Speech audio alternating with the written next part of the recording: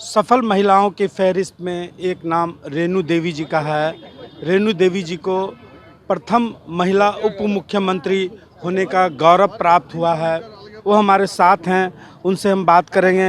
Ma'am, आपने राजनीतिक यात्रा कब शुरू की? कैसे आपके मन में ये ख्याल आया कि आपको राजनीति में कदम रखना चाहिए? देखिए, सबसे बड़ी बात है कि मुझे तो पता ही नहीं चलता है कि ये राजनीति की यात्रा है।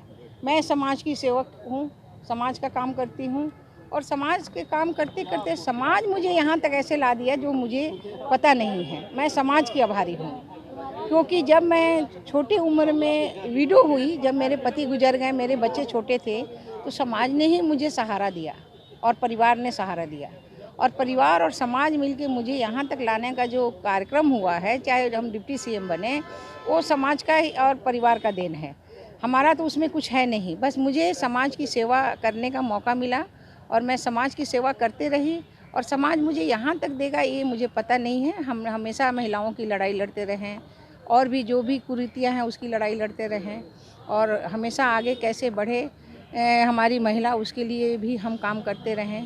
तो ये अपना एक जो मिशन है और जो भी है जीवन में, एक चीज़ जब ध्येय आता है कि जो भी मिलेगा मेरा बाप भाई मिलेगा, तो शायद हमें लगता है कि कहीं भी हम चले जाएं विश्व में, वहाँ भी हमें कोई तकलीफ़ नहीं होती है।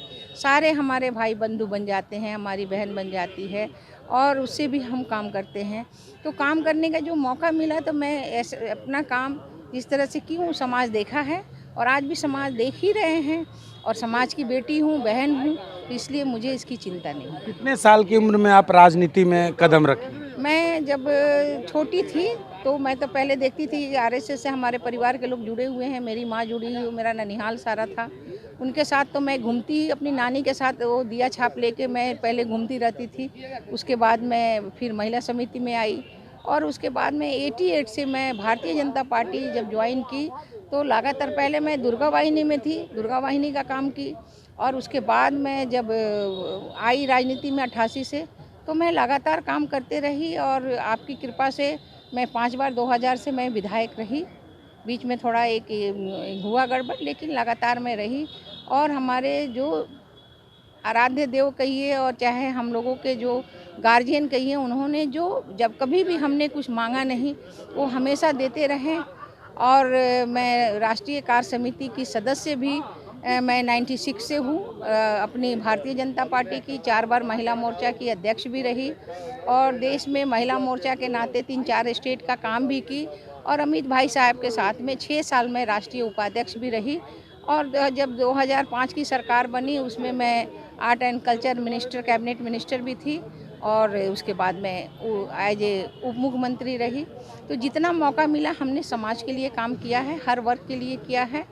और मैं तो आप जानते हैं कि मैं अति पिछड़े जाति से मैं आती हूँ, तो इसमें क्या कितनी कुरीतियाँ हैं, कितना ये है, पढ़ाई लिखाई कम है, तो उसके लिए भी मैं हमेशा करती रहती हूँ। उसे न्याय दिलाने का काम मैं हमेशा करती हूँ, चाहे कोई भी हो। पूरे बिहार से लोग आते हैं या देश के हमारे कहीं किसी स्टेट से भी आते हैं, उनका भी मैं काम करती हूँ। आपके हस्बैंड तो इस दुनिया में नहीं है, लेकिन उनके ड्रीम क्या थे?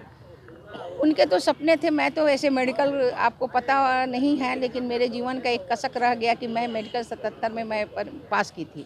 मेरे हस्बैंड जाने नहीं दिए थे और वो एक अच्छे बिजनेसमैन थे, बड़े बिजनेसमैन थे, पीयरलेस के वो टॉप 10 इंडिया के टॉप 10 थे। उनके ही पद चिन्ह पर मैं चली और 5-6 स्टेट का काम मैं खुद की और उसके बाद मैं फिर राजनीति में आई। मतलब आप चिकित्सक बनना वो चाहते थे कि आप चिकित्सक बने? मैं चाहती थी चिकित्सक बने, वो नहीं चाहते थे कि चिकित्सक बने। वो चाहते थे कि फैमिली और समाज का काम करें। तो अब ये जो आपका राजनीतिक कारवां है, कहाँ जा कर के थमेगा? अपने लक्ष्य क्या रखे हैं? देखिए, सबसे बड़ी चीज़ है कि जो राजनीतिक कारवां, मैंने हमें तो राजनीति पता नहीं है। मैं तो सेवा के भाव से देखती हूँ, कहाँ जाके कब खत्म होगा मुझे पता नहीं है। अटल जी, आडवाणी जी से भी आपके रिश्ते रहे होंगे, बहुत अच्छे उनका आशीर्वाद किस तरीके से आपको देखिए, मिलता मुझे तो लाने वाले थे माननीय आडवाणी जी और माननीय हमारी जो चली गई स्वर्गीय मृदुला सिन्हा जी। उन्होंने घर से मेरे माता पिता से मांग के लाया था, क्योंकि उस समय 29-30 साल की उम्र थी। मेरी माँ कहती थी राजनीति में नहीं जाएगी। उन्होंने कहा कि नहीं, मेरी बेटी है और उनके साथ अच्छे रिश्ते थे। हमेशा एक बेटी का कैसे बढ़ाया जाए, और माननीय कैलाशपति जी का मिश्र जी का भी बहुत बड़ा योगदान था कि मुझे पता ही नहीं चलता था कि कब किस समय हमें कौन बढ़ाता है, मेरे को पता नहीं है। केंद्र की राजनीति में आपकी दिलचस्पी है? निश्चित केंद्र तो हमारा गार्जियन ही है, हमारी दिलचस्पी क्या होगी, हम केंद्र तो गार्जियन है। जो हमारे यहाँ जो काम मुझे मिला उस काम को मैं बढ़िया से निभाने का काम करती हूँ। महिलाओं के लिए क्या संदेश देंगे महिला दिवस के मौके पर? निश्चित रूप से हमारी महिला हमेशा बढ़ते रहे, कभी किसी से डरे नहीं, भय ना हो, और एकदम काम हम बराबर, क्योंकि हमारी संस्कृति में ही है अर्धनागेश्वरी। जब हम अर्धनागेश्वरी हैं तो निश्चित रूप से आधा पुरुष आधा महिला, और पुरुष से ज़्यादा महिलाएं काम करती हैं।